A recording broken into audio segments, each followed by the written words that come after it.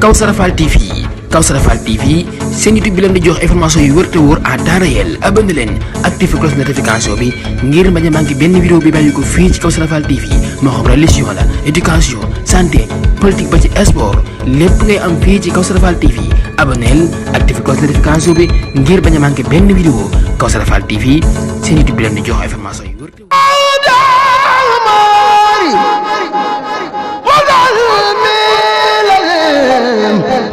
لربنا خدير غفور رحيم فكل مسكيا لربني منا بجاه النبي شبير الكريم وزل عليه بخير انتيام وسلم سلاما عليه يدم وكل ولي أنا وخدم وكل نشيرا فإني عجيم وكل لطيفا وافلي ردا وكل خبورا فإني مليم وكل معينا على من النبي وكل مدرا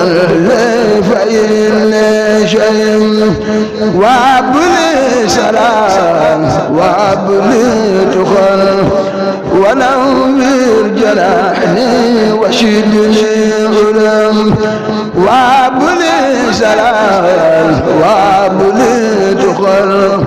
ونوّر جناحني وشدني غلام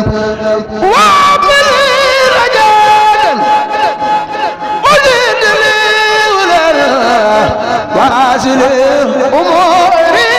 وزدني نعيم وشدني أولاد وعبر شقاحنا وفرج خمم ولا نوصيا ما ذكر ولا تبتئرني بكون ليم فإني حذر الأوى واسر ولكن إلهي الأليم وأبية أبونا وخدا لنا والمهل أذن يشدهم وسلم صلاة على المصطفى وسلم سلاما عليه وزعلم زلاة على المصطفى وزلم سلاما عليه يلو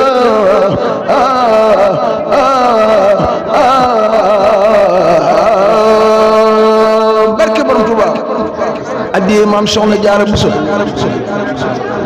noo ngi ñaan ci barke alxuraan ak xasaayid lii nu fi jàng ci ay bayit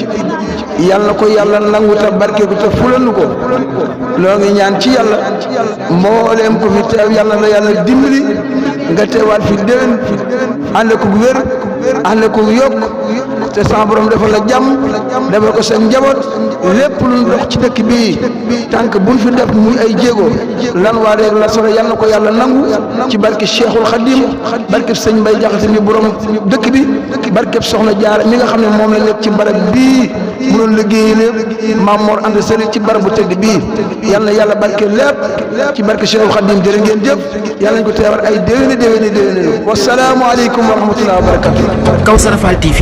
Kawsara Fall TV seen YouTube bi leen di jox information yu wër te wóor à temps réel. abonné leen activé cloche notification bi ngir bañ a manqué benn vidéo bi bàyyi ko fii ci Kawsara Fall TV moo xam religion la éducation santé politique ba ci sport lépp ngay am fii ci Kawsara Fall TV. abonneel activé cloche notification bi ngir bañ a manqué benn vidéo Kawsara Fall TV seen YouTube bi leen di jox information yu wër te wóor.